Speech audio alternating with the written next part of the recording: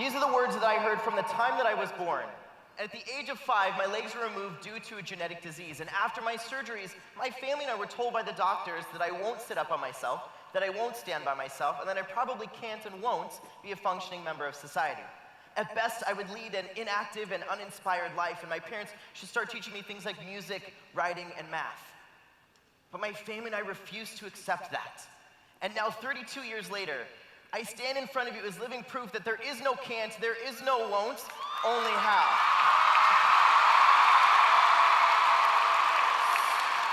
Some of the greatest challenges that we face is getting to the hows.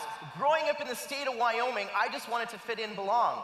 I wanted to be liked for who I was, but who I was the awkward kid. With zits, wireframe glasses, a permed mullet, and did I mention I didn't have any legs? I was told that I wouldn't be helpful on a team every single day in gym class as I watched 2 team captains pick person after person until I was the only one left. And then somebody would finally pick me, but not because they wanted me on their team, but because they had to. I would walk over to that team and hear groans and moans and say, oh great, Spencer's on our team. I guess we're not gonna win today. The only day that I look forward to gym class is the day we played dodgeball because everybody wanted me on their team because I was short, I was fast, and I was hard to hit. Now in high school, I decided to join a sport to be considered a well-rounded student, so I became a cheerleader. And I thought, great, now I'm an athlete. Thank you. But cheerleading isn't considered a masculine sport, so I was called gay, I was teased. On top of that, one day while cheering at a basketball game, I heard a girl from the crowd say, what's Spencer doing out there? This isn't a disabled team. And I remember hearing that and being so frustrated and thinking, what, you told me to play a sport, and now that I'm playing a sport, I'm not playing the right sport? It was in that moment that I realized I no longer cared what other people thought of me.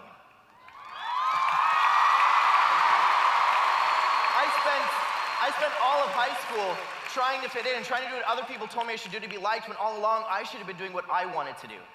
I did cheerleading for me, and not only did I enjoy it, but I was pretty good at it too. I lost sight of what my parents had taught me, and that was to focus on the house. I knew that I could be a cheerleader, so that wasn't stopping me, so what was? I'd allowed other people's opinions to change what I knew to be true about myself. But life evolves. I went on to college, and after I graduated college, I got into the real world, and just when you think you have everything figured out, there's a whole new set of can'ts and won'ts that are thrown your way. I had everything. I had money, a car, material possessions, and there's this unwritten rule that money and material possessions are supposed to make you happy. But I wasn't happy. I was looking for a job that not only paid well, but made the world a better place. But I didn't know how to find that. And then December of 2007, a good friend of mine invited me to go on a volunteer trip to Kenya to help build a school for Free the Children. First, I was like, what?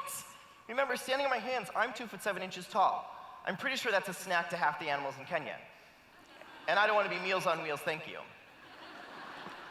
But what I was doing wasn't working, and I needed to take a risk, so I went to Kenya. And although it's cliche, it's honest. It was a life-changing experience. Not only did I see the incredible work of Free the Children, how they were breaking the cycle of poverty, but I had the opportunity to sit down with some kids at the Free the Children schools and answer their questions and tell my story. And at the end, a young girl raised her hand and she said to me that she didn't know something like this, meaning the loss of my legs, could happen to white people too.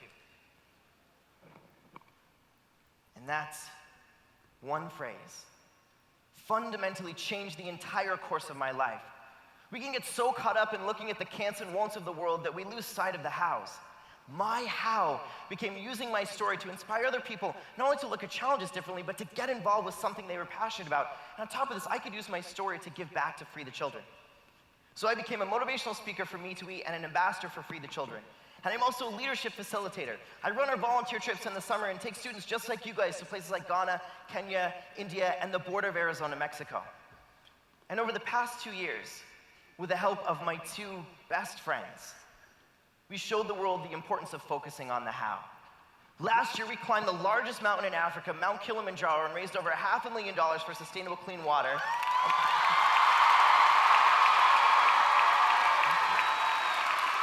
And this year, my buddies and I did an epic walk between 2 cities in Canada, 187 miles for 11 days, again to raise awareness and more funds for clean water.